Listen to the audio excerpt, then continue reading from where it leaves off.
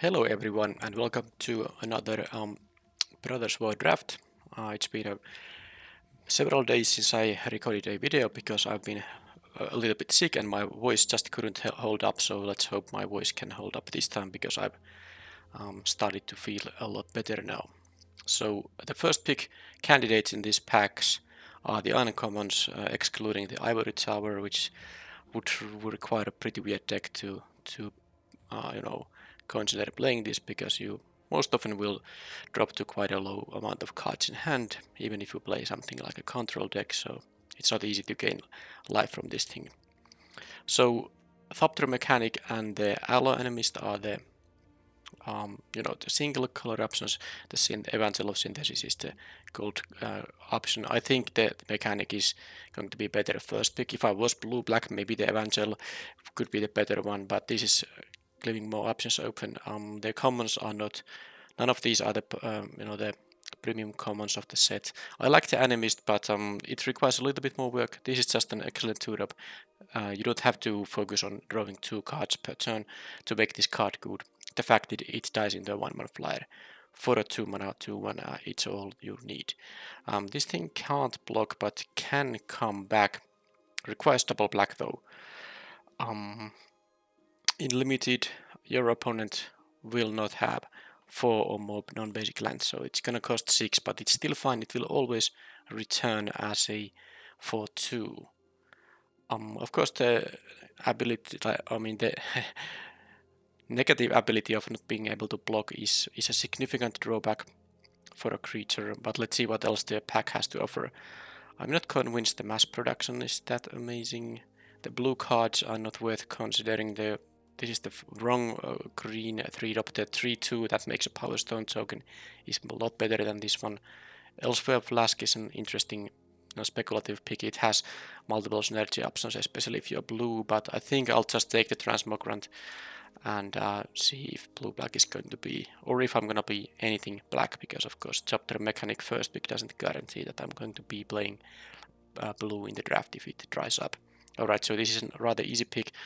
Excavation Explosion is just this is the green, very good green 3-drop, but it's of course not as good as the Excavation Explosion, which is one of the best commons in the set. I haven't really thought about ranking any cards, but I think Excavation Explosion has to be top 3 common, and it could be the best common. Other than that, the Goring Warblow would be my pick over the Scrapwork Rager. I really like the fact that it's a totally playable 2-drop when you need a 2-drop, and then of course it's also a very respectable 6-drop, and of course Power Stone tokens can help cast the 6-drop version. But here the Explosion is just the best card in the pack. The rare is unplayable. Cursor is strong in a certain kind of deck, but this is just too easy to pick here. I can also, I actually didn't see what, because the regular rare was the retro artifact in there, because 2 people took something else over it. I guess if there wasn't a retro artifact, so that could have been some kind of bump, but then someone took a common or an uncommon over this thing, which would be interesting to know what it was.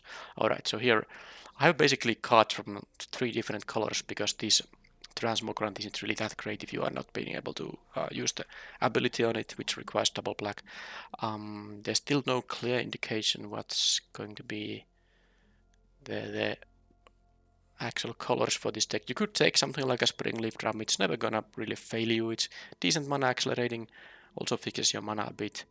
But I think I'm going to take what is, in my opinion, the best card in the pack. The Epic Confrontation, I don't have any green. The Descent Hunt is another option, but I don't have any white either. So I'll take the 4th color in my 4th pick here, and let's try to see if some color might be open. I mean, somewhat open. There is a Power Stone Fracture, which requires a little bit help. It's just, you can't just slam this to any deck, because you want to have some artifacts or creatures you don't mind sacking. Power Stones, of course, work, and some 1/1 tokens work as well. Quietus Spike is pretty expensive to play and equip. Of course, Death Touch is a strong ability, and then the triggered ability can sometimes work too. If opponent is still at like 15, yeah, you can make your clock a little bit, 1 or 2 turns faster, but it's not really that amazing, so I don't think it's that good. I'm just going to take the Power Stone Fracture, which I think is the best card in the pack, and I have at least one, sort of a black card here. Okay, there's a Corrupt, so if the Elsewhere Flask would, come back to me, it would be interesting to take the Corrupt, because you really want to reliably deal at least 4 to make it worth 6 mana. And unless you have a lot of swamps in the deck, or stuff like Elsewhere Flask, it's not guaranteed. So let's see the other options. I have every other color except white, and the white cards in here are not worth picking. Spotter Thopter, I like it more when I have a lot of Power Stones to make the 8th mana happen. As a 4 mana 2/3, it's acceptable. Emergency Weld isn't bad. I think I still take this. I could be blue-black still, but I like my first 2 picks. Kinda guided me that way. Foundry Inspector. It's decent if you have, several artifacts. I guess I have 2 already. 3 mana 3/2 otherwise isn't really exciting. But I guess I'm early in the draft that I might still get them. I mean, the other options aren't that amazing. There's a white playable 2-drop, but maybe I don't take a white card here now, because it's the only color I haven't yet picked. I'll take the Inspector. It can, if I kind of find a little bit more artifact focus for my picks, this can be, quite good in that case. The Gixan Infiltrator is like, okay. Journer's Kite is just bad. Consider something like Cultivate. For 3 mana you get 2 lands, and one of them goes to on the battlefield. Now this thing, for example, to get 2 lands, this costs 8 mana total, and this doesn't accelerate you 1 bit. So this is just a bad card. Now, there's an Evolving Wild which I'm very incentivized to pick. There's also a Might Stones animation, and I do like the Iron Claw Crusher as well. Yes, I do. Stone's animation, I'm not quite sure if I'm there yet. I just take the Evolving Wild. It's gonna be a good card no matter what my deck ends up being. Unless it's gonna be like a monocolor deck. And in that case, I probably will still, splash for the Excavation Explosion. Alright. So Gix's Keras isn't bad. Wigstone's Subjugation isn't, that's even better.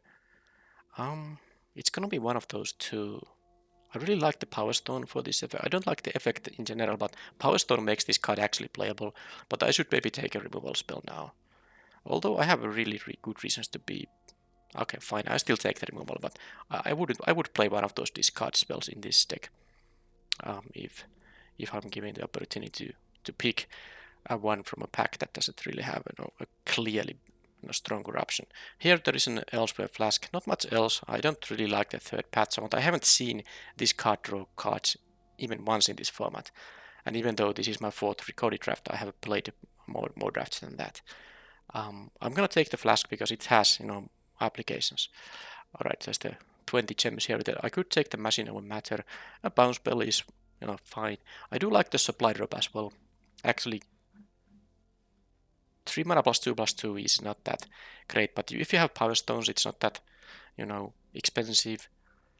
I'm actually going to take the Supply Drop because I have the, a little bit of an artifact focus here. It's also something you can sacrifice for the Power Stone Fracture. You don't have to, use the drawing ability here necessarily. Alright, so this is, I guess I'll take the Drum here. And here, Mistress Juggernaut. I don't like it if I cannot unearth it, but I might be splashing for red. I have some mana fixing too. Also the Elsewhere Flask works as mana fixing, so let's take the Juggernaut, which got auto-selected there. And here I'll take the playable card out of those 2. Okay. More over the tops. Okay, Static Net, amazing uncommon, one of the better uncommons in the set for sure, because exile a non-land permanent, gain 2 life, and the Power Stone token are definitely worth 4 mana. This is probably the best version out of this style of cards I've seen. I would take this over Banishing Light for sure, because the Power Stone token is worth the extra mana, I would say. Alright, so Disfigure, another Evolving Wilds. I do like the first Disfigure over the second Wigstone Subjugation, although this can deal with more, larger range of threats, but the mana efficiency is quite important. I'll take the disfigure. It seems like I'm blue-black, so let's get rid of this epic confrontation. And oh, there's an obliterating bolt. Is there anything that goes anywhere near that in power level? There is like a power stone of fracture, but yeah, I don't think I even have enough food for that thing. So I have an evolving bulge, I have a spring leaf drum, I have an elsewhere flask, which I can play if I'm splashing. Although it's not really great when you're splashing multiple cards, because of course you use this once, and unless you get to play them both on the same turn, you can't help it for the other spell if you drop both. But still, it's one way to cast your splash colors, and this is just a very strong card. I can still also abandon either blue or black. Yeah, this is the best card in the pack by a mile, so I'm going to take it. Just a nice one. Exiles to get rid of various death triggers, and of course Unearth is also very valuable. And here I'm going to see another obliterating bolt, which I'm gonna just take here.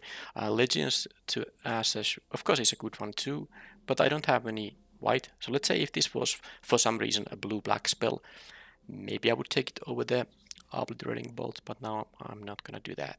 There's an Icar Wellspring, which I'm also interested in having because I have a Power Stone Fracture. Might come back to me at pick number 11.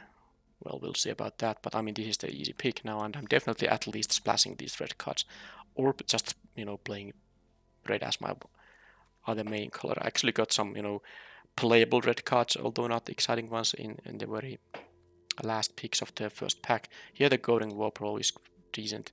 I know there is the Chromatic Lantern, which also does, help fixing mana, help splashes, but this is just a, if you're playing black, this is a very fantastic card always. I would play, there's no upper limit because these are always 2-drops. You can play like 5 of these in your deck because it doesn't mean you have to have 5, 6 drops in your deck because some of them you can be able, you will be casting for 2 mana. All right. Visions of Phyrexia, that's a really good card, and that's also a double red, which means I would be ignoring like blue, which is, I mean, I think comparing the blue and black cards, I would be more interested in the black cards in this deck. And anything else here that really makes... Yeah, I know. So this is slow, I get that, but it's also pretty good. I mean, you get free... I'm basically not exactly the same as drawing 2 cards a turn, but close to that. And even on the turn you cast this, you probably didn't play any card from exile, so you will get a Power Stone token on the turn you cast it. So I'm gonna take it, and I'm gonna play B red as my second color. Alright, so let's see. This kind of wants to... Yeah, I don't think I'm gonna play an 8 mana card, but I can splash for this thing. It's actually interesting. I could play some of the blues there, still here, or I can just splash for the black, although the transmogrant isn't that great in that case. So I actually don't know if I'm gonna be blue red or black red as the base. There is a Fort Chandler, there is a Power Stone Fracture and the Warplow. All those are good options. I would take any of them over the other options. I don't know. I just think I'll take the 2-drop. Okay, basically because I do want to be able to cast these on turn 2. That does mean I will be playing black as my main color. They are not that great if they only work as a 6-drop. And look at this. Excavation Explosion here. Pick 7. I guess I saw some very late red cards in pack 1, but this is pretty ridiculous because this is also a splashable card. But hey, I'm happy. This is interesting, but I mean, let's take the best card. That's also a bunch of Power Stone production, so I might be able to, consider playing something like a Spotter Thopter with only like maybe one blue source in the deck. So I have a chance to cast it at 4, but then I have a realistic chance to cast it at 8 too. All right, here Combat Courier now, Trench Stalker. Mightstone's animation. I think I'm gonna almost surely just splash blue. So I'm gonna take the Stalker here now. I'm not sure if it's good in this kind of a deck, but we'll see. The subjugations I could be splashing here. Multiple of them though. This is too slow.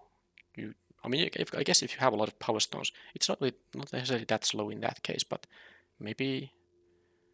I don't know. I'll take the subjugation. This rare is just unplayable. It's only 20 gems, which I often pick if there's nothing else in the pack. But there's a real chance I'm gonna play 2 of these, or at least sideboard into 2 of these. Right. The Strong Bull is quite good if you have a bunch of artifacts. Well, I do like this thing too. I guess I could maybe even use it as this as just a 7 drop in this deck. I actually might take it because this is not exactly the kind of a strong bull deck. It would be like a low curve deck with a more focus on the artifacts. But I'm gonna take the Fracture here. Did I get the Elsewhere Flask? I think this was the pack where sorry, no, the Ichor Wellspring would have been, but it's not here. Maybe I'm miscounted. Anyhow, let's take it. And so Mishra's Onslaught. I don't think this is the Mishra's Onslaught deck, but Sibling Rivalry. I guess this could be like a sideboard card. Fine, let's take it as a sideboard card. And here I can take another Juggernaut now that I'm playing red. It's better than the Drake anyway. And Race to the Ground. Well, this is definitely a playable red card. Okay, so I think very few people in this table are drafting red. Okay, well, I was happy when I saw the explosion, but there is a Gixis command and I'm definitely playing now black as my main color. So as sad as I am to pass a third explosion here, this is just a straight up bomb rare. So let's take it. Hey, maybe I can take this pick 9. That's not gonna happen. Like, how could that happen? 8 people would have to take something else than an excavation explosion from this pack. Well, we'll see. I'm gonna take the Gixis command now for sure. I do need some early drops, but then again, remember these yeah, the Warplows, which I have 2 of. There are 2 drops here, so I'm not too concerned about it. Now this is a nice. This is not the kind of bomb rare that the Gixis command is, but for 3 mana you get a very good card. Now it is double white, so I can't even splash it. Ashnod's Harvester, I will be playing black now. It can be Unearth as well. I do like Take Flight, and I might still splash blue, but I just need a good 2-drop here. And I would not mind having the Chromatic Star here either, but here it's the 2-drop. So it's kind of black-red deck that maybe splashes for blue. Evolving Wilds would help with the splash though. Any reason to take stuff like Gix and Infiltrator? Now I'm gonna take this thing, which is gonna make my mana better. Happy to have a second of those things. It's also, by the way, works with the sacrifice team, so the 1-drop goblin. I think that pack had one. That becomes like a 3/2 menace. Does it become when you sack a permanent during a turn? It works with the Evolving Wilds too. Something to keep in mind. All right, so this is an interesting pack. I could just take the Forge Chanter because it's a 2-drop I'm happy to have. I could maybe even take a Corrupt because I have one Elsewhere Flask, but I'm just taking the Warplow here. I don't think the Stone Retrieval unit is that good. I would play in this deck given the number of expensive artifacts I have, but I'll take this because it's also a 2-drop like I said earlier, and whereas the red 2-drop is always just a 2-drop, never a bigger thing. Alright, so let's see about the mana curve a little bit. This is a little bit mess here now that I abandoned the blue. I think I have enough playables. I will not play the blue cards. I don't think I'm gonna even splash. There might be a reason to splash like a 1 island with all these evolving wilds. Maybe even 1 forest. Although I have a Springleaf Drum here too. Alright, well let's see. The Excavation Prodigy, not that great, but I don't think I need a third Evolving Wilds that highly. I'm gonna take this Prodigy here. I have at least some, artifacts to discard if I want to have the ramp. Plus, it's also only a ramp for 1 mana, of course, because this costs 1 mana to activate. But you might also, activate it to Power Stone mana and then play something that's not an artifact with a 2 red. Alright, so no one left behind. That's really good when you have, these things that die early and then they are big ones when you reanimate them. I think I'm going to take one of them for this deck. Yeah, the other options aren't that exciting. Yeah, that's right. So because the prototype, casting stuff with prototype is the kind of a alternative mana cost. So these are by their nature are the bigger versions. So no one left behind. Of course, costs the full amount, but also brings back the bigger sized creature. Pyrrhic Blast could also be interesting. That's a pretty late opportunist. Bliss Automaton. I think I might just take the creature here. I do like the blast, but I'll take the Automaton now. I feel like I want to have some curve out potential, and there's actually a hole in the 3-drop slot. I took now the Mishra and this thing, which is basically a 3-drop as well, to help out a bit. Anything here? Avenger Altar. No, that's not good. I guess I'll try the Avenger again. I had an initial impression that it's not really good, but it has some flexibility, so let's give it a chance. This is not a Monastery Swift Spear deck. I'm not sure how many of these non-creatures are gonna be in the deck, but this is now a deck that can actually play a Stone Retrieval unit. I don't have that many 4-drops at all, so I think this is a fine pickup here. I have a lot of artifacts for which I do want to have the Power Stones. Okay, Take Flight came back. Alright, so I don't think I need another supply drop. I don't care about the power plant worker. I'm gonna take this and let's see if I, could have it as a sideboard option or something. I don't know. I don't think I'm gonna ever need 3 of these subjugations, so this is not a Blast Runner deck. I need to draft the Blast Runners at some point to see how well they can perform. I'll check these things. I'll just uncommon for Vault. I don't care about the very expensive permanent removal spell either, the Goblin Bomb or whatever. Oh, okay. This is double blue. I'll just take the uncommon. I mean, I have so many playables here. I don't have to really worry about this. Why is Shoot down here? I'm gonna take it for the sideboard because I have enough fixing to, sideboard into being able to cast these reliably. Right. Don't care about either of those. Alright. Right, so this is how the deck looks like after the draft. Okay, there's some work to do here, isn't it? Isn't there? This is gonna be a 3-drop. I don't think this is a Trent Stalker deck. It's not actually. I want my expensive stuff to be, not counting the Bomb Rare or this thing, which can also be a 2-mana card. I want my expensive stuff to be castable with Power Stones because I have. Let's actually check. Let's not do any guesswork. Power Stone. This should be giving me. No, that's not type. Just cards that say it. So of course this doesn't actually. Okay, does this work? Oracle text. Yeah, okay, that drops cards that have only that in their name. So that is, in the end, it is only 4 cards that produce Power Stone tokens. This can make multiple though. But 4 cards means sometimes I will have access, with some reliability I have one of them up for this expensive stuff, and sometimes I have 2. Of course, sometimes I won't draw any of these early in the game. I'm really thinking about the Spotter Thopter and all the blue cards. I think with the amount of cuts I have here, I'm just gonna cut the blue from the main deck because it doesn't seem like I really need it. Because there's still 27 cards. That also means that the Elsewhere Flask is not that good anymore. It does work with the double. Okay, I guess it is because I have 2 of these Power Stone Fractures. It is a reason enough to run 2 of them. It does, also fix your double casters because I could see a turn 4 when I have 3 swamps and 1 mountain despite having 2 evolving wilds. The color mana base in this deck seems quite good. So the question is, am I going to play like a green cards? I guess I could actually splash for the Confrontation and the Shoot down because I can easily splash for green or for the blue, but the blue cards are not that good when splashed, whereas the green cards, the removal and the removal, and the option to make this a prototype spell, they are more worthy of splashing. So it's easy because 2 Evolving Wilds and 1 Forest means that I have 3 ways to get it. The green mana and also the Springleaf Drum can add any color. So that would be 4 sources by just playing 1 Forest, and thanks to these Evolving Wilds I also will not have too much trouble fixing my black and red. The question is though, do I really have room for that kind of stuff? Because let's put this in just to see. So this is 29 cards. You could play the drum as 1 land, which is not exactly. It is not exactly that. I'm also pretty creature light here. Oh, and there's the Elsewhere Flask too, which can give you 1 cast of a green spell.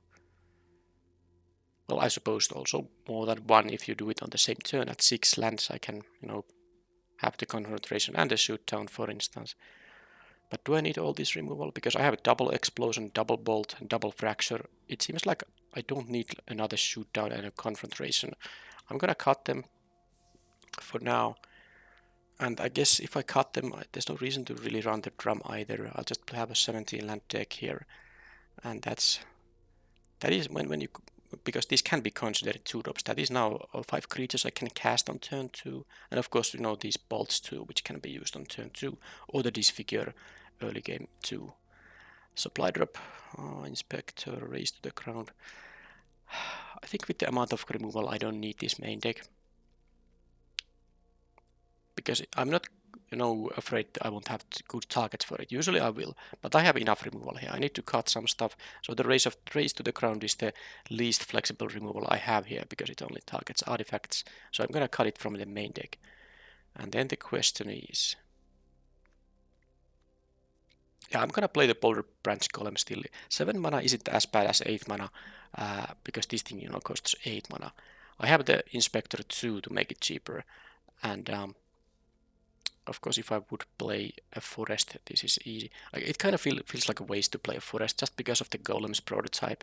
I still have the Elsewhere Flask here, which I can also use to prototype this if it's really necessary. I want to give the Avenger a chance. Do I need 2 of these Juggernauts? Because if I had more Power Stone production, I would play these more happily. Now it's not quite there necessarily. How about the Mishra? Well, I do like all the 2 mana cards. I will play the Flask because of the double fracture here. I could see cutting one of these Juggernauts. Let's cut one from the main deck at least. And no one left behind, yeah. So this thing can return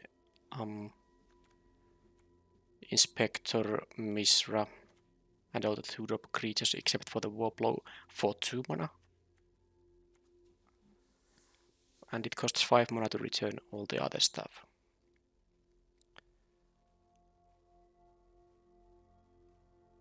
But I mean, returning something like a Boulder Branch Golem isn't bad. 5 mana for a 6/5 that gains you 6 life is definitely worth it.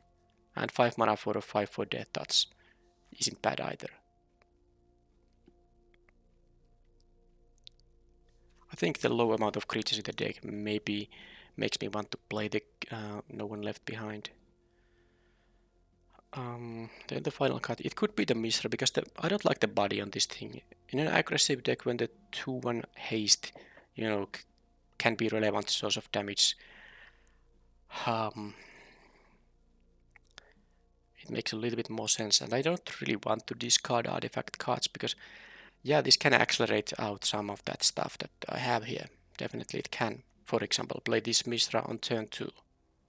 Sorry, on turn 3. And then on turn 4, discard an artifact, something maybe like a Ashnot's Harvester or whatever, or the Transmogrant that also works because it comes back. And then on turn 4 I use 1 mana for this, but then I get red, assuming I hit my land drops. I would have mana for a 5 mana spell. And the Avenger can come down on turn 5 and so on. So it does have some mana accelerating capabilities. I won't be cutting the supply drop for the same reason the Elsewhere Flask is here. With double fracture I do want to have things to sack. So you can get value out of these with the combat trick, and then it can stay around to be sacrificed to the fracture, or sometimes you can just draw a card if you have time for that. So it's really tough. I kind of am leaning towards a Mishra here after all, because when you don't get benefit from them mana accelerating, this is not so good. Ursa at least makes a permanent Power Stone token, so it's much more tempting to use that. And looting is also better than rummaging, which this thing does. So I'm gonna cut the Mishra here. This is more likely a deck that just has a strong late game, and I will stay alive early in the game with my removal and my Death Touch blockers. And it's great when I can start casting these for 6 mana, of course. So it's not necessarily a 2-drop. It's just I will put these in here because they are most likely going to be 2-drops. So yeah, this is the deck. This is an 11 creature, 12 non-creature deck, but nothing with prowess, I guess. One Juggernaut is fine. This is a bum. Okay, then this is not maybe a bum, but it's a really good card, especially in decks like this that have a lot of removal, so I have time to, you know, benefit from the ability. So that's it. Let's just put the mana in 2 Evolving Wilds. No splashes. I'm not gonna play the forest here. I have the 1 Elsewhere Flask to maybe cast it, because I did cut also the drum here. And 7 mana isn't that bad. It's fine. So it's pretty easy, I guess. I have, well, 5 and 5 here, but let's see the double caster requirement. So this is double caster, this is double caster, this activated ability is a double caster. I also want to have access to black on turn 2 to be able to play the war blows and disfigure early in the game. So I guess I'm just gonna play more swamps. It's of course shouldn't matter too much, because of 2 Evolving Wilds my mana will be very good. I'm gonna use some non-Brothers Woodlands now that I've been playing with them quite a bit now. So the point is that with 2 Evolving Wilds my mana base will be 10-9 anyway, so my double casters shouldn't be too big of a problem, but of course it's not guaranteed that when I am at 4 lands that 2 of them will be mountains, despite all these, you know, fixing here. Yeah, I guess the Mistra also does that. With Mistra does add red, so that would be one way to, you know, cast the Visions of Phyrexia without access to 2 mountains, but I think it's a little bit too cute.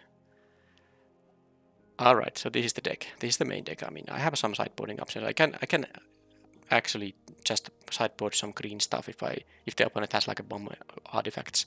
I have the shoot down. Of course, I do have also the raise to the ground, but it's nice to have options. This is the, I guess, the most, you know, all-around good main deck against an unknown deck.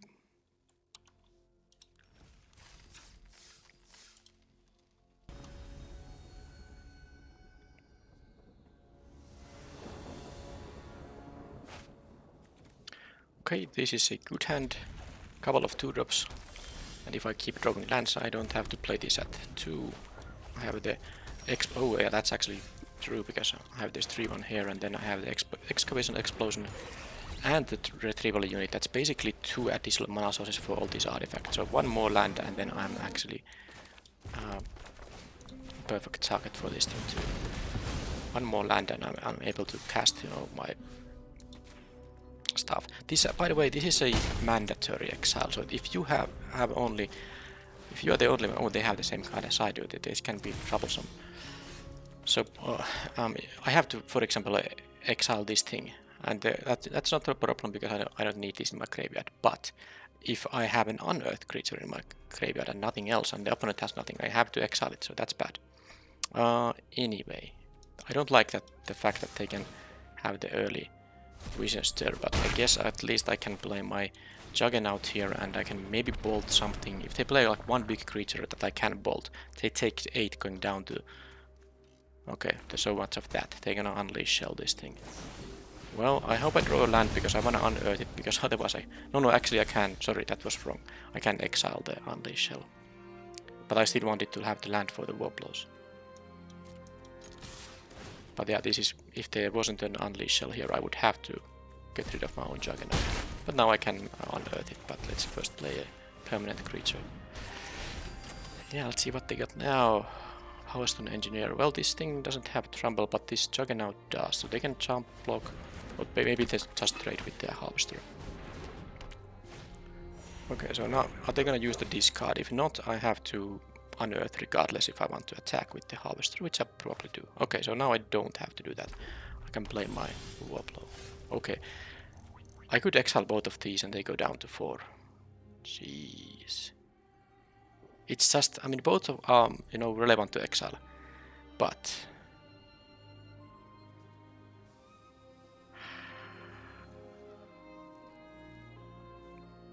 because if they go to 4 and then I have all these attackers and the unearth guy here, that's actually very strong. I could also play a Stone Retrieval Unit and an Obliterating Bolt as a kind of a...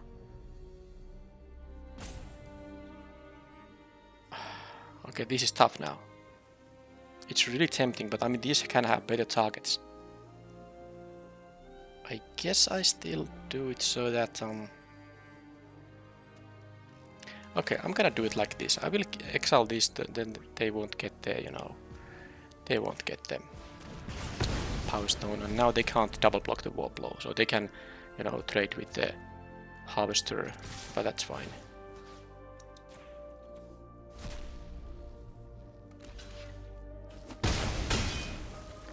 And I play my 2-3, which, you know, still gives me mana to, you know, unearth these guys and all that, so it's not the end of the world. So this is 2 hasty attackers here. I'm at 7 mana, so even if I draw a land, I can unearth both of these, and they are running out of life here. So what they did, okay, that's a mountain just. They do have 3 cards I don't know about. They have this unearth, which I don't care about too much. I mean, if they use 2 mana to... Okay, so that's sadly something the Obliterating Bolt cannot deal with. But they are forced to block the Warp Bolt. By the way, they are getting 1 life per turn here. Okay, so I did get... Do I just win, assuming they have nothing for 1 red, which in this format there are not many cards. So if I unearth both of these, because I can do that now, that's lethal, right?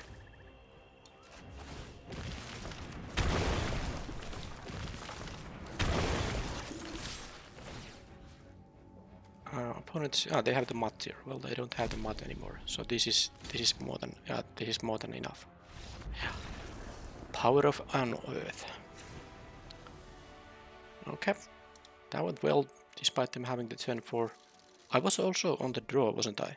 Yeah, I was. So they were, because of course on the draw, if you play this on turn 4 without having a lot of board presence, it can be tough to keep up. But now I was still able to overcome. But of course, my powerful removal was good. The Excavation Explosion, getting rid of their 3-drop, while I, you know, got acceleration towards my artifacts. I actually checked, but I didn't show you guys.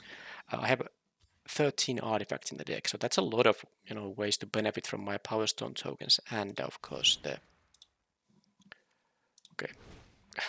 and of course the Foundry Inspector. Right. I mean, this can exile the Phyrexia thing. It can exile the Dragon Engine. So I didn't really figure out what would be my sideboarding if I want to take the green cards. I think it would also include a Springleaf Drum here, maybe. Or maybe like 2 forests. No drum, because drum is not that great here. Because mostly because I have so few creatures in the deck. Juggernaut did some work. Could that be something I'm gonna play as a... Well, is there something bad here? I don't think I have anything bad. Yeah, so if I want to get rid of that enchantment, then the shoot down would be sideboarded in. But I don't really know. I guess something like a No One Left Behind can be cut. I'm at 30 something seconds, but it's only 1 card. I have a lot of removal on their stuff anyway. Yeah, I'm going to keep the same deck, and if I want to sideboard, I will do it in the game 3. I mean, assuming I lose this and want to sideboard something. Warp Blow is castable, this is castable. Okay, they mulligan. I'm keeping this because this is such a great hand if I get the red at some point, and I have but 7 mountains and 2 evolving wilds to get it. And even if I don't, I have the, now with the swamp, I have the Warp Blow into Inspector here up. Okay, that's a lot of red cards, which are very good. Let's hope I get to cast them as well. 9 outs to find a red producing land, and elsewhere flask also. Alright, so I don't think I'm going to... Now the thing is, I won't be blocking this with the Foundry Inspector either. So maybe I'm actually just doing the trade here, because I will have to take a lot of damage from it otherwise.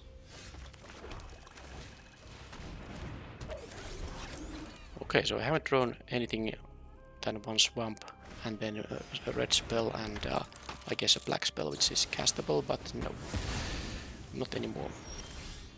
Ah, that's a shame. That's a shame. Yeah, they have the visions too, so they have all the time in the world to get all value out of that thing. Okay. I mean, I wouldn't be that sad about this situation if they didn't have the visions here, but they're gonna get 2 cards per turn, and that's horrible. Now, unearthing this thing means I can unearth and use the fracture, so that's something, but obviously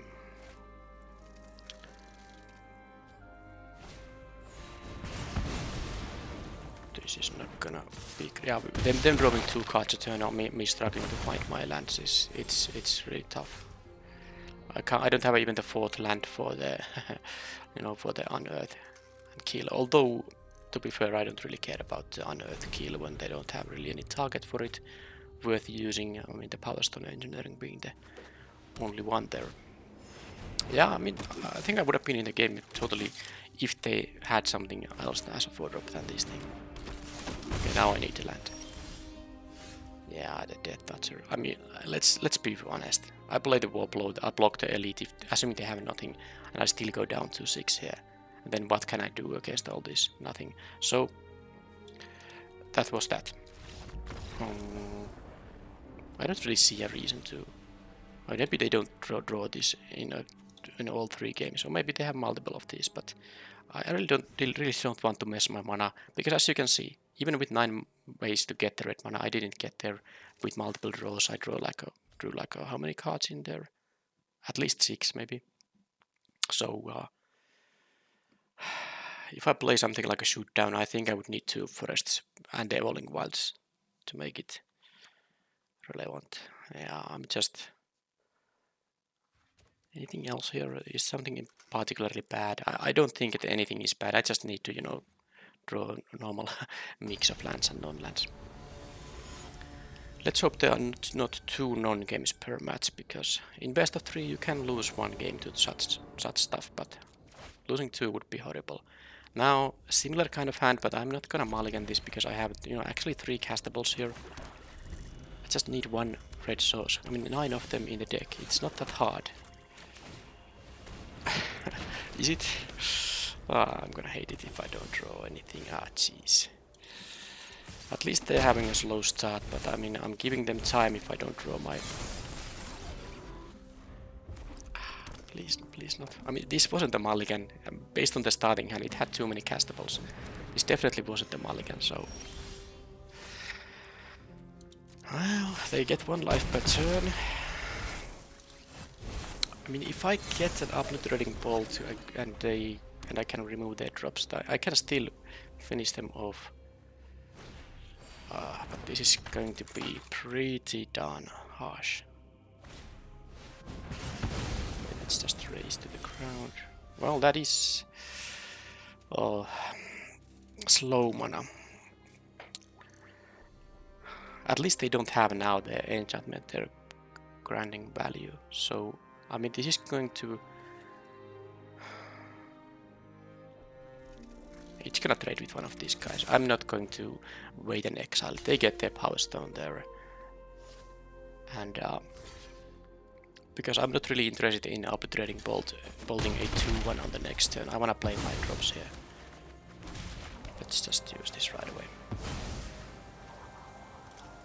But yeah, I mean that could have been a lot better for me. But please don't have the visions of Phyrexia. I guess that's the thing I don't want to happen. Okay, I can exile the cohort. That's a really good 2-drop, by the way. But let's hope. Okay, there's my... I get all my war blows here. Okay, so...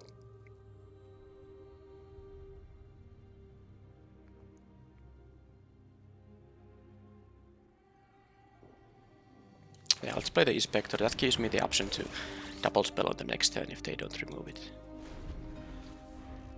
But yeah, the cohort will be most likely killed by exile. Static net, yep, sure. So they get another Power Stone, and then I'm not gonna even be able to... Well, I'm gonna take... I guess I can block the 1-1 because it's not really... I mean, I'm not gonna...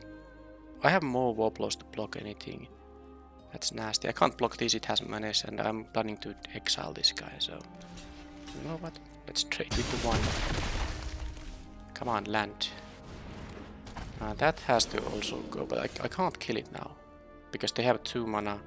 They can sack all these, you know, power stones, so they can make it into a 5/5. That's bad. I guess with these power stones, it's always gonna be happening. I guess if I kill this guy, they are gonna sack 1 power stone. There is that. Well, I suppose I'm just gonna, you know, kill this thing with the fracture. So, with that in mind, let's have a Death Touch blocker for it. And let's get rid of the 3/1 for good. Exile it. And let's hope they hit like a Pocket of Lands or something like that. Oh, they... Ah, jeez. I'm such a fool. That's not gonna work because... Yeah, that was my mistake. I should have exiled the Stone Seeker, of course. But it is what it is. Oh, and they had... That's a top deck removal spell right there. Well, I'm still in the game if...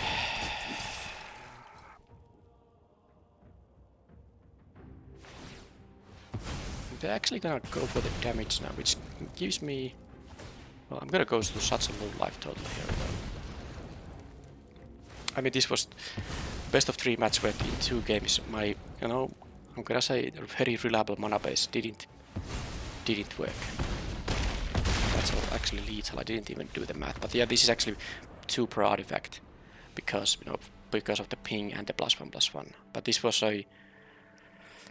Sometimes this happens. I mean, I really thought this could be a deck capable of many match wins, but at least it won't be a 3-0 deck. Let's hope it's at least a 2-1 then. But it's, of course, annoying to lose like that. 2 games in 1 best of 3 match.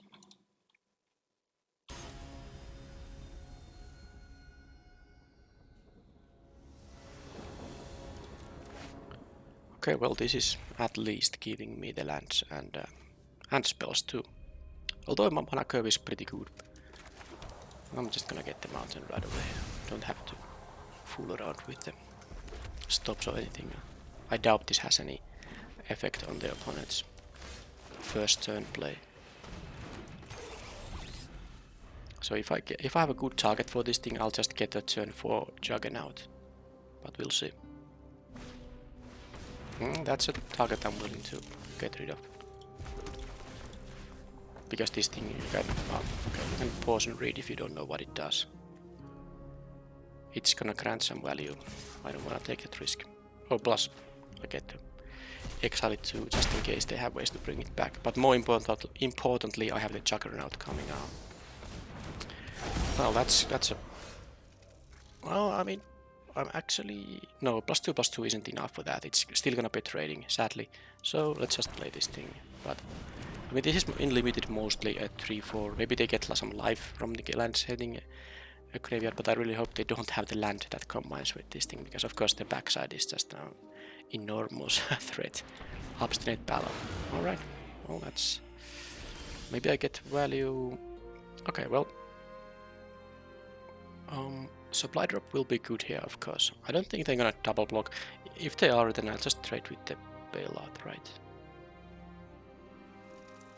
This has to attack, so there's not like any option there.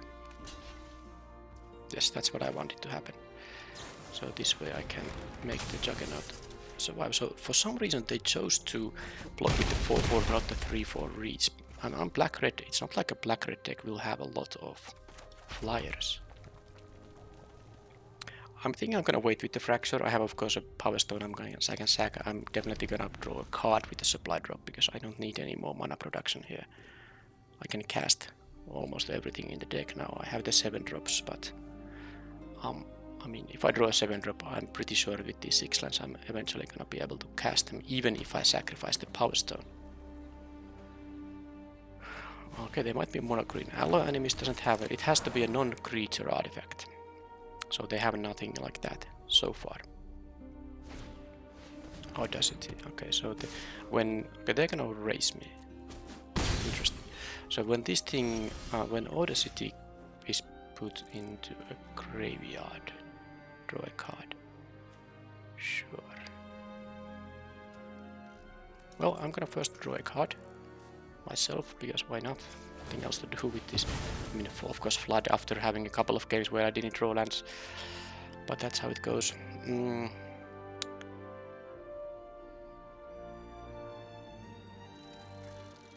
They are going to block with the Animist, most likely anyway. They might have a Gaia's Gift, that's what I'm thinking about the Power Stone Fracture. And I'm thinking about the pre-combat Fracture because, you know, then I can exile the Titania, which, you know, might be something I want to do. Although I want to exile the Bailout anyway, so let's just attack here. I don't want these to come back and give them another 4 life. So it doesn't seem like they have anything. Now this is a 5-4 now, they will get the card, but it's not like I can avoid that from happening. Audacity will be going to graveyard one way or the other.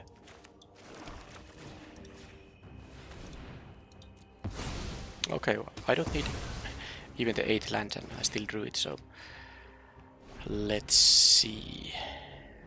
I'm out of removal. If they play a big thing that can block a 5 power creature, I mean I lose this. I mean if they have like a 6 toughness, there is for example a 3/6 in the format, a green uncommon. It has the you know the prototype. Well, that's gladly not a 3/6. Hope they block with that thing. The flash case. Well, let's first see if I draw something. Not a land, please. Okay. Wow. I mean, I just had 2 games in the previous match where I was stuck at low land count. And now I draw all lands.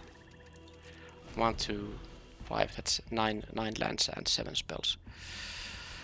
I don't have any. Oh, actually have these 2, so alright. They have another bailout, so they have gained 8 life in this game as well. Well, let's hope I draw a non-land finally, because I can still win the game. Like just draw an obliterating bolt here, for instance.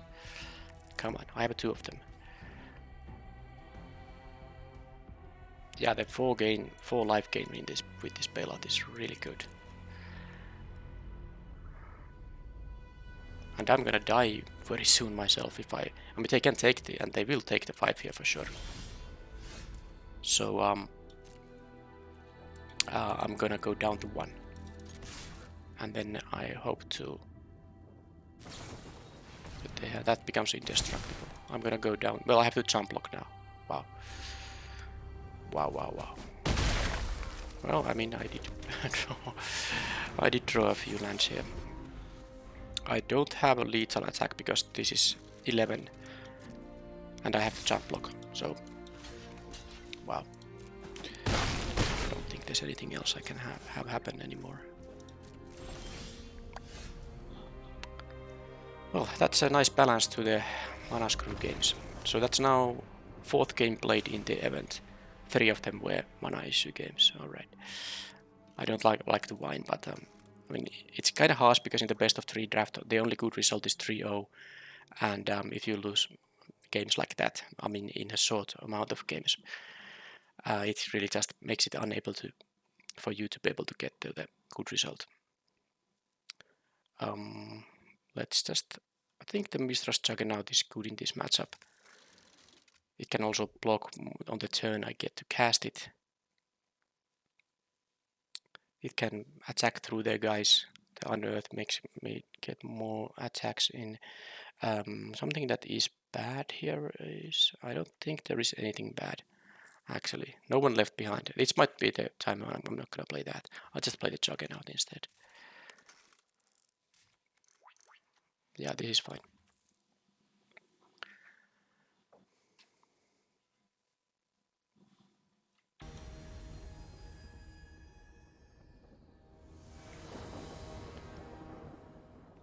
Okay, that's no creatures, but I have a fairly low creature count in the deck. This should be played because I can at least deal with their early game stuff. And hoping to draw some creature at some point. Yeah, probably is gonna eat the Disfigure, but I'm gonna wait for a bit. Although they might have a Gaia's Gift, but then again I can Obliterating Bolt it. I'll let them attack for 1 here. See if there's a 2-drop that's more important to get rid of right away.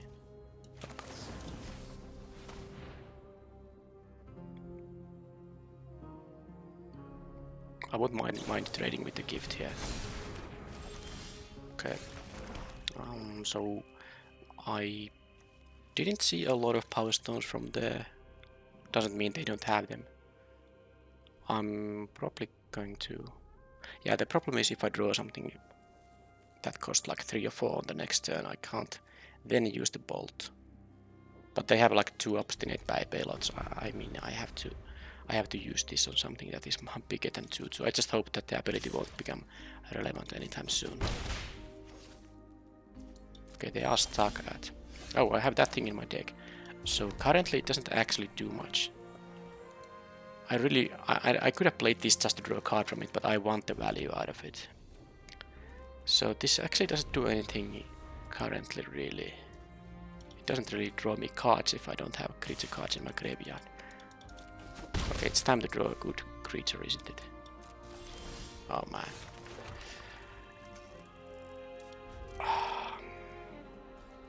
So 5 draws, no creatures. I do have like, what, 12 creatures in the deck though, so pretty decent amount. So they're gonna, instead of discarding the hand size, gonna do that. So I'm gonna 10. I have to kill that thing now. Let's first see if this is gonna do something. No. What an event. Well, I just have to, you know, do this to not go to too low life total, but I don't know. I mean, I kept a reasonable hand. I just drew what, almost all lands.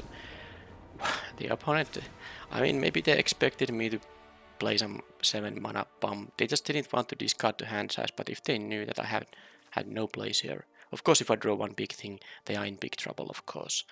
And the Gigis command will be good later in the game. But I guess they were frustrated about not drawing lands too. So, I mean, I did whine about drawing too many lands, but they didn't draw even the 3rd one. So, I guess it was even in that sense. Alright, so didn't really learn much except for that they have both of these tricks, which are, you know, definitely a nice cards to play. I should be expecting to face such cards from a green deck, especially because it does seem to be a mono green deck. There is like a Whirling Strike which maybe can counter the Giant Growth.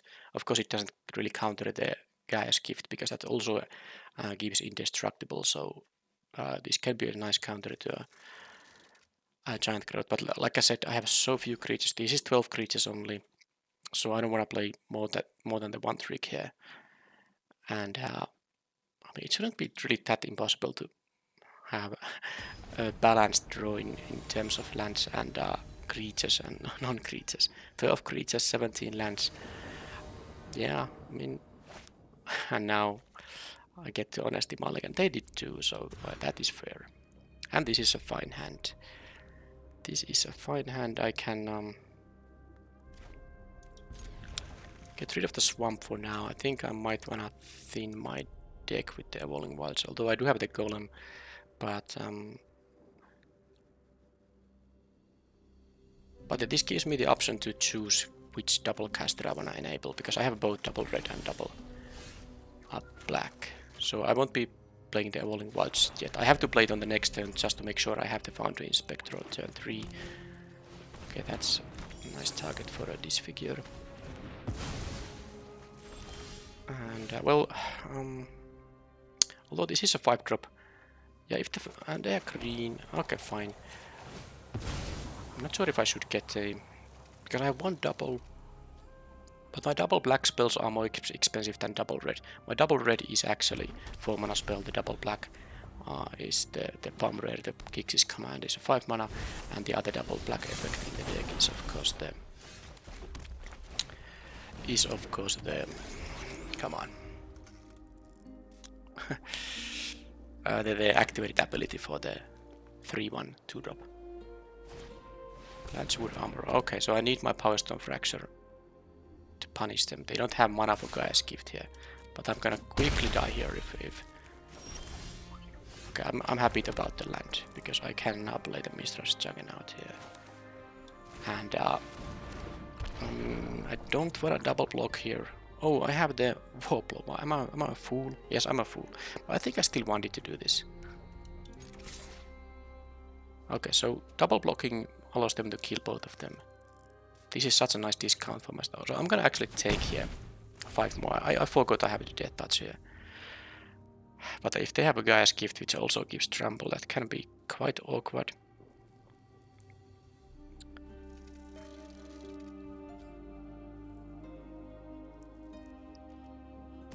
Okay, this thing has to attack, by the way, so they could have made the choice to not attack now. Just make me attack into it. But I mean, I still wanted to do that. I'm actually fairly happy if they don't attack here.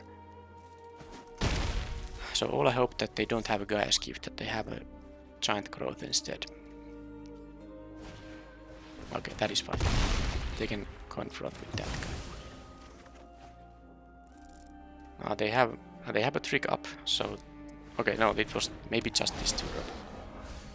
Land, and some stuff. They can bring the forest back, but they weren't interested in that. Excavation. Explosion. I do want to have the token, plus the war blow is now, of course, a 1-mana spell thanks to the Foundry Inspector, so I can do both this and this. And if they one card or their top card in their deck isn't Gaia's Gift, I have stabilized. Or a way to get rid of the Wobbler, you know, they could have another shoot down, for instance. Okay, it's gonna be a Gaia's Gift then. Well, I need my Power Stone Fracture now. They didn't play a land, I mean, it would have pumped this guy to a bigger creature, so... I needed to land here, by the way, to get this and gain life, because now I'm, of course, gonna have to jump block. Oh yeah, if I drew a land now, I was actually in the game. I go to 11, take 6 here. Oh man. Did they have to have both the gift and I mean, I have 2 Power Stone Fractures in the deck too. This feels like these are weird games. I mean, this deck is not an 1-2 deck or an 0-3 deck. This is a very good deck, in fact, with all the good removals, but the way these games have gone, I've just drawn the wrong cards and the opponents have had the correct cards. So the problem is if I jump block with this thing, I can't cast this for any expensive amount. I needed the land to play this now for 6, go to 11, then go to 11 as well. And then I don't have to jump block. I take this, and then I can have, you know, hasty, a lot of damage. I needed that to happen. So now that that isn't happening,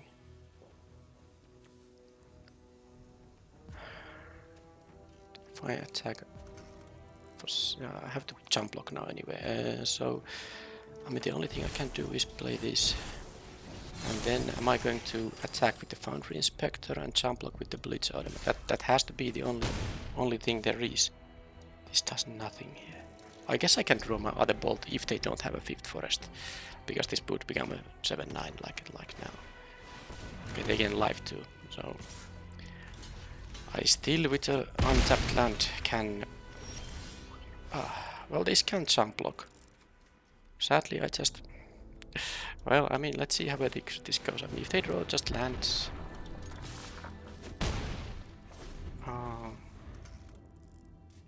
if I... Well, let's say they draw a forest. No. Of course they...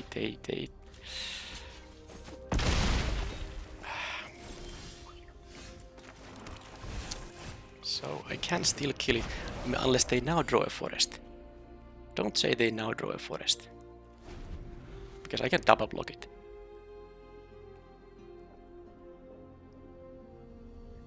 Man, the combination of top decks they had. If this was just a land, I could have attacked them down to a low amount. Okay, so I'm suspecting a Giant Growth, right? What else can it be?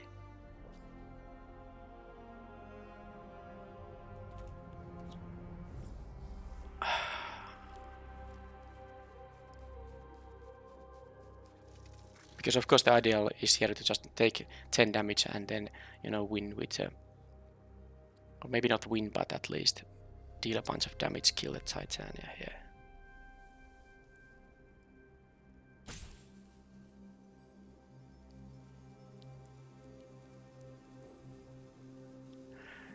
Yeah, it's gonna be a giant growth.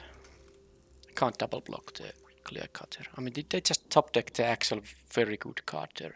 Because why would they attack with Titania otherwise? I can block the Eat Titan if they don't have a giant growth and take 7 here. I mean, that's what I'm gonna do here. Sadly, this will survive. I could have double blocked, but I didn't want them to trade with the Foundry Inspector.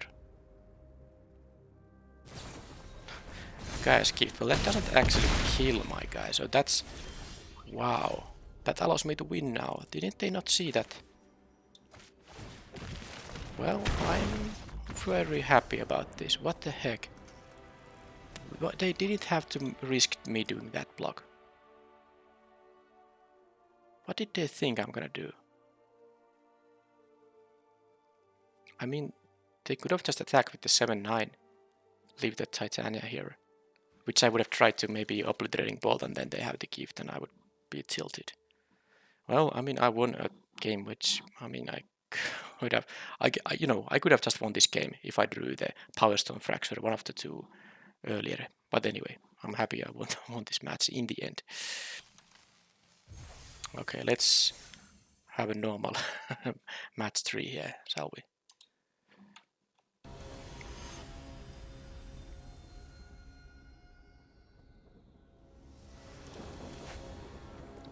Okay, so yep, I'm keeping it. I don't have that great early action, but with the explosion, if it finds a good target, this is gonna be basically a 5-drop in the sense that only 5 lands are required.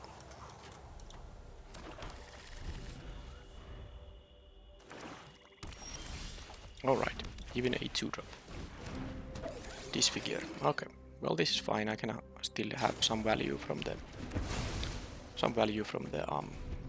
unearth here. I don't want to kill a 1-1. Let's see if they find a land. They find a land. Do they want to pick up a land? If it's a 2-2, I think I'm gonna explosion it, but I'm not gonna explosion a 1-1 here. Yeah. Okay, well, Flask is actually giving me a food for the Power Stone Fracture. Alright, and then I'm gonna get me a swamp here. I'm gonna just sow all this because I don't wanna. I have to, you know, pass priority because of the sack ability, but I don't have to misclick and not use the. That's a good one to kill. Misclick and not use the Evolving Wilds because I have done that in the past. Okay, so no target for the explosion, but I guess I'm gonna bolt this guy. It will be annoying in the end. Now I do hope that actually they have a scrapwork rager which I didn't even realize is there, so let's get rid of that. Deal some damage. I mean, I didn't realize it all the time, I just now paid attention to it. It got milled with the Prowler.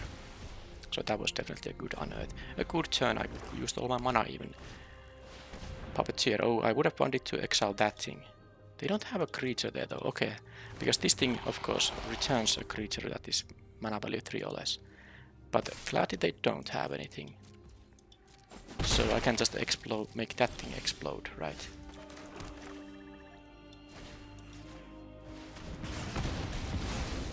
Okay. And yeah, this is gonna be a 6-drop. I'm not gonna play 1-1 Death Toucher, especially because they have a 1-1 there themselves.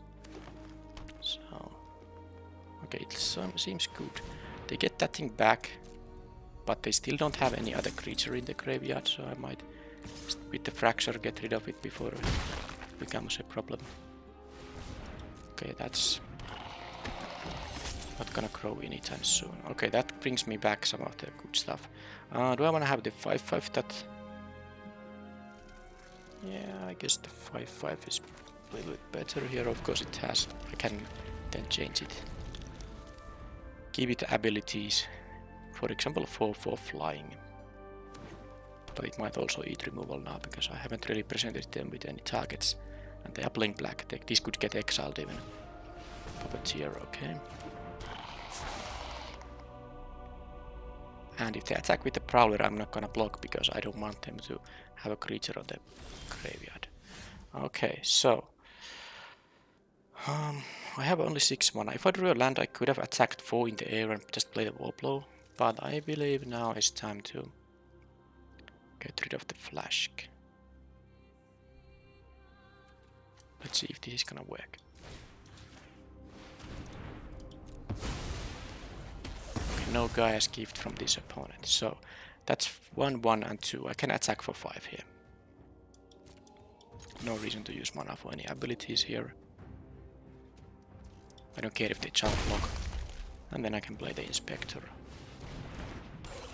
That is still going to be able to block the 1/1s here. Although I think I don't want the Skull Flare to grow, so... Oh, that's a nasty one. That is a nasty one for sure. Yeah, no blocks there. So this thing attacks. It can target another attacking creature and give its power equal to its power. They get, you know, a power pump effect. So it can target itself, it can attack as an 8/6, or it can target other stuff too. Now Excavation Explosion definitely not a bad one here. But because I can get rid of the Skull Flare before it becomes a problem.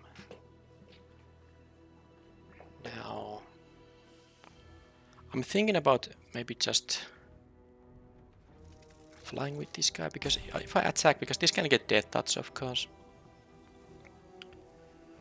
It can get Death Touch. But if they block with the 4/6 and the 1/1, yeah, I can make it a Death Toucher and kill both of them. But I actually do think that the flying attacker here is worth it, because I can also cast a Wobble at 5 thanks to the Foundry Inspector. So let's try to raise them.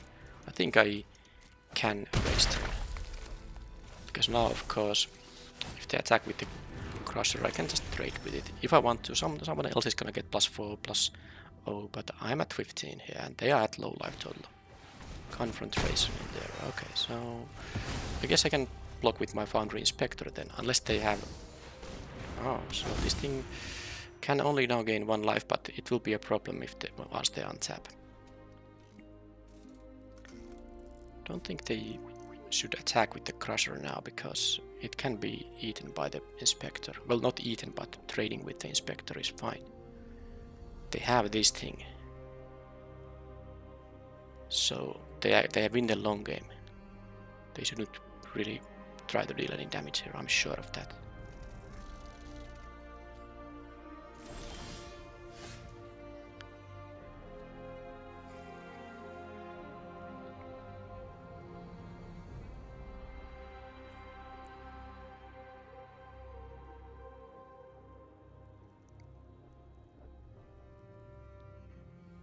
So let's see how they block.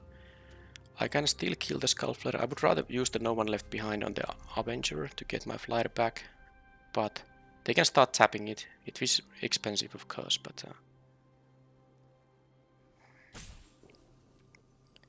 I mean, they are not gonna block with the Skull Flare no matter what. Unless they put all of this stuff in front of it. I mean, they can block with the 1/1/1/1 and the 2/3. It's something they can do, actually, yeah.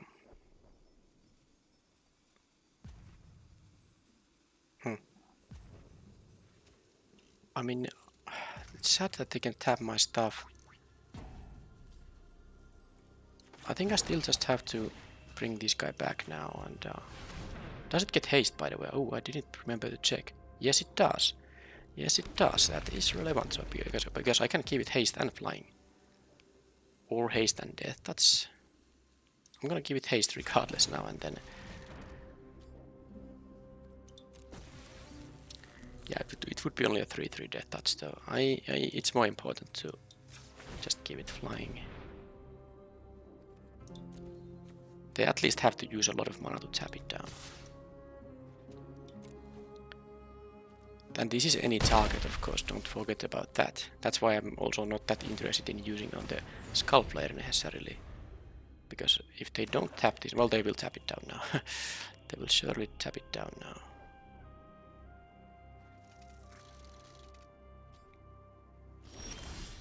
And then they can untap this thing and then gain 1 life, because they have 8. Yeah, tap, costs 4, then they can untap and gain a life.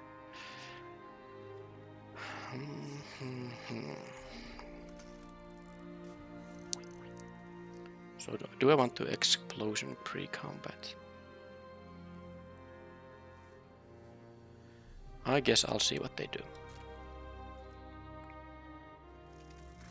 Of course, I'm not gonna give this flying until after they have tapped it. I mean, if they for some reason don't tap it, of course I can declare it as an attacker and then give it flying. So they have to tap it right now. And then here we are. I'm gonna attack with the Wobble. There's no else way to, you know, advance the board state here, so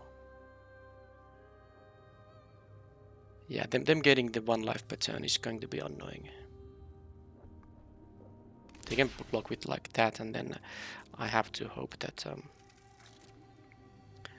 I, you know, draw something.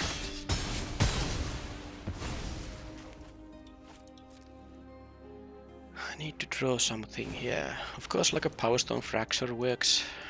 Don't think I have main deck artifact removal. I do have one in my sideboard, and actually 2 if I count the green card as well.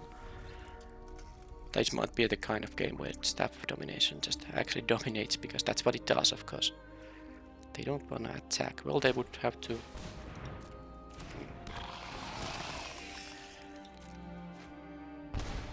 Do I have another explosion? I don't think I played the first one already, so...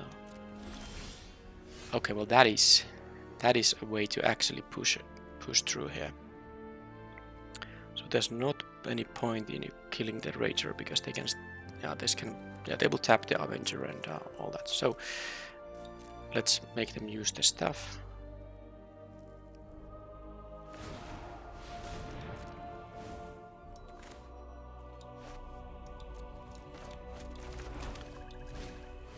And let's start getting 2 cards per turn. I'm not dead here, no. Even if they attack, that's basically they can deal 10 to me. And I want to leave this as a thing that I can target them with. They can start tapping both of my guys soon though, but I'm gonna draw more cards. Okay, so they are gonna go with the Alright, so I think I'll just block here. I mean, then again, they can tap, untap, tap. 9 mana is required for that. Okay. Problem is, if I take 10 here, I'm dead on the next turn, so...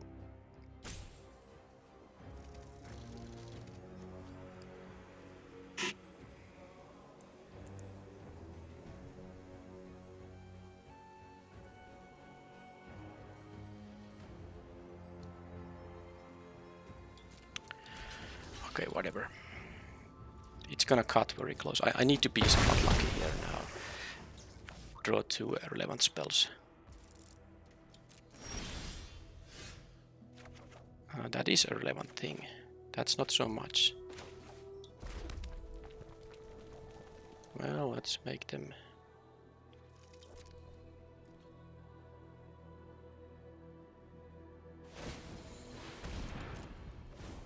Because they can tap the Wobble now. Does that mean I lose? Because they can deal... No, I don't think... I think they can deal 10. Yeah. Staff of Domination. That does dominate. I guess they can also gain life if they don't want to tap the Wobble for some reason. Yeah. So I'm gonna face 10 damage here now. Going down to 1. If they attack with both, and then they can, yeah. Why are they playing a Demolition Field? It's just adding colorless mana for them. Okay, they didn't go for them. Oh, because, of course, because then they can't tap both of my guys. Yeah. They can't use 4 mana on the Rager. Okay, so let's get very lucky here now. Well, that's kinda... I can kill the Crusher with those 2 spells. Then I can play a Wobble. Well, let's make them tap stuff first. No reason to give them any further information.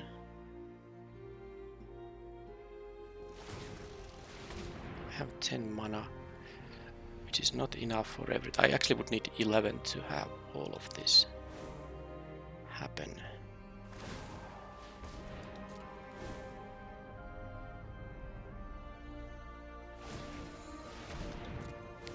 But gladly this unearth guy isn't gonna be lethal. But yeah, this has to happen. I'm just thinking about if I have to play the war blow as a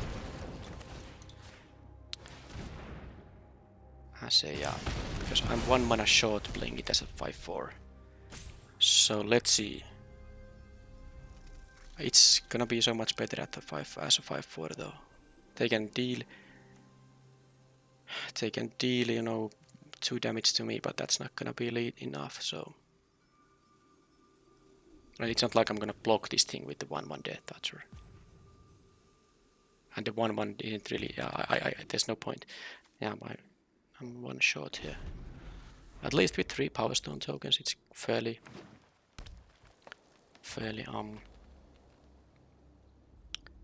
cheap to play it as a 6 mana spell. Only requires 3 lands.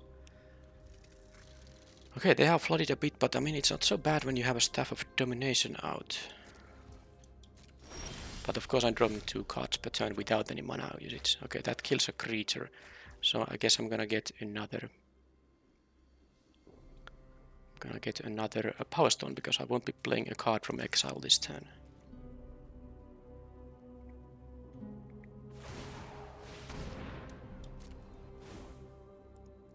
So they can also gain 1 life now.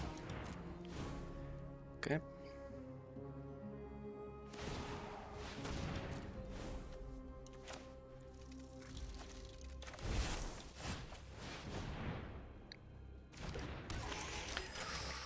Okay. So that was a removal spell wasted.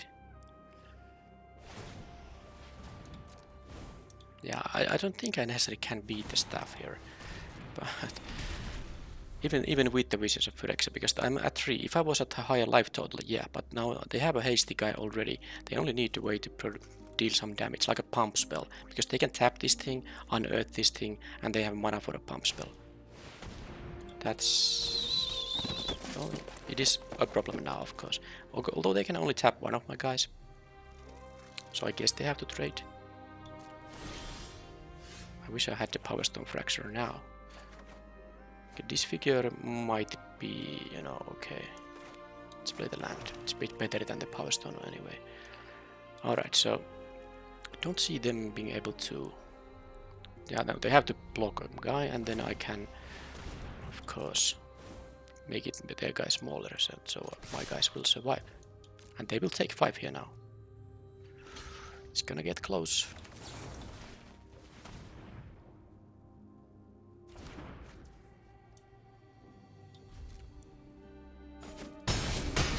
Yeah, so now they can't tap 3 of my guys, do they? And now they won't be having enough life. All of these deal 5.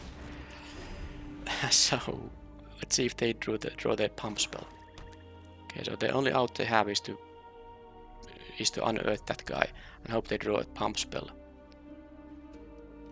because they will be losing to my attack now. Yeah, that's the only chance they have. I think that this has to be a good one. Let's see if they got there. No. Well, I think I needed the Visions of Phyrexia there for sure.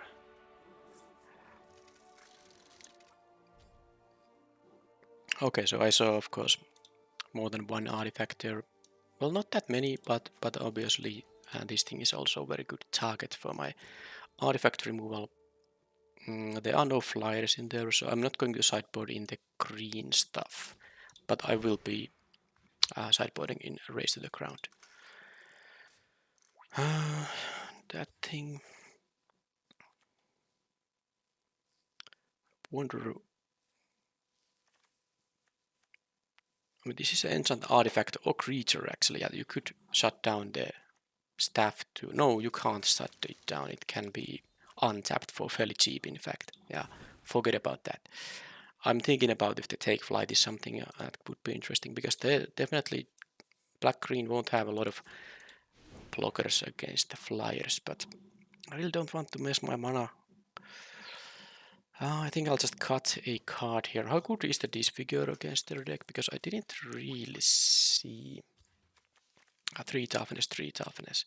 I think I'm gonna cut the disfigure as I put a raise to the ground in the deck and tricks maybe. I could see playing a trick because big creatures are smashing against each other, then the tricks can be useful. But I have one in the supply drop and I really don't want to. I guess the no one left behind is the easiest card to cut. Still, the Whirling Strike, especially on the draw. I could see maybe playing another Juggernaut, although it's not so great when they have a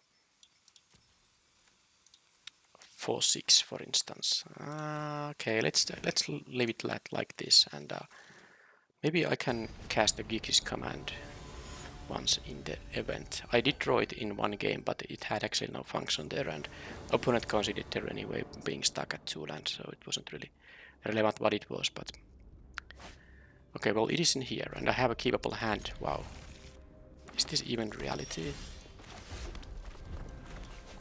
Okay, so I'm definitely playing one Warblow as a 2-drop, unless I happen to draw another 2-drop right now. Okay, now I don't like it. They're gonna get a land. Okay, they do have a Gaia's Gift. So, scratch that. The 1/1 isn't gonna trade with this guy. And now that I have the Stone Retrieval unit here, this can easily be 6 drops now, because I have 4 lands, 1 Power Stone. I need only 1 mana source. Okay, life gain. I think it's gonna be raised to the ground, though I'm not gonna give them the mana. There's no relevant play for me this turn anyway. So they get both mana and life. A lot of both in the game, so it's definitely worth using my turn 3 for that. I mean, especially when I had no other relevant play. So now I can play the unit, and then I can play my 5/4 on back-to-back turns, and then this thing can kill everything that has 2 or less power. Okay, well, that's the board right now. And I can even use the first... Yeah, I mean, I can use the first ability to give this guy the counter, so it won't even die there. But it's not worth doing yet. I might also... I mean, they might play a big creature, and I want to use the last option and destroy each creature with power 2 or less. It doesn't matter if I lose my unit here. Anyway, I'm going to play now one of my Warblows. That's a better idea. I mean, if I didn't have any other play, of course the Gigis command making this into 4/5, killing all this, would have been worth it. But not now. So okay, this is now a pretty easy... Or is it though? I mean, they don't have a Gaia's Gift mana up. I'm not sure if they have more of that in their deck. So I could make them sack their biggest or highest power creature and then destroy everything that has 2 power or less. I lose my unit, they lose their board. I mean, it's basically a 4 for 2, but they got value out of the Rager and the Prowler, and this goes to graveyard, so it's not so great. I could also just not do that right now. I'm just a little bit afraid they will just play another big creature and then I don't have the sweet attack coming up. Yeah, I definitely don't want to see the Corsair being around. I guess it's time to do that. So, like this.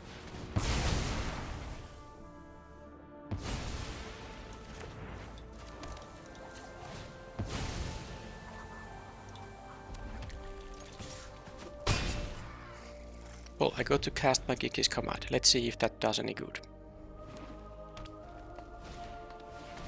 Okay, that's just a 1/4. It has a nice ability that won't cost much, but it's also not really that great against my board here. Like, they are down to 1 card in their hand, but they do have their Rager here. Okay, I don't mind a double block here. I have another Warblow, but might as well play this pre-combat just in case. Who knows, maybe I'll draw a supply drop, or what is it called? Oh, that can get rid of... Well, it's not gonna get rid of anything right now because I'm just playing the other Warblow. That's fine. Nice little 2-for-1 here. Any reason to keep a land in my hand? I don't have the Mishra in my main deck, do I? I just don't think I have it. I'm gonna play this. Oh, I had to play it. I didn't have the... I somehow thought I had the discount and it would only cost 5. Well, yeah, I needed to play it in order to play the Woblo. Now, are they going to have that thing which is gonna be killed with the Fracture? I'm not even gonna let them trade, because I want to keep my 5-4 now. Well, it's a little bit different now, but it's still better to do it like this. Let's see, I have 8 mana, I can't... This is 5. No, I have 7 lands only, so I can play the Fracture and the No One Left Behind. If I had one more land, I could also play the Harvester, because I could use the mana from the Power Stone that way. But now, oh, I'm actually wrong, because I don't have to even sack this. No, it doesn't still matter. I don't have mana to do it all. I mean, these cost a total of 9. I have 8. I think I'm going to kill this thing.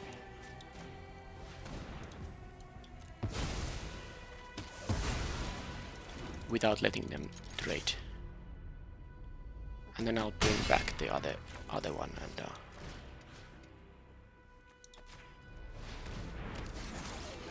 at least I'm threatening lethal unless they do some kind of blocks there. Oh, they have to actually unearth now just to draw a card. That's not good for them. Okay. Don't know what they had, but they didn't want to go through. Of course they had a jump block, so they didn't die on the next turn, but I guess the hand was just nothing to deal with these 5-4s.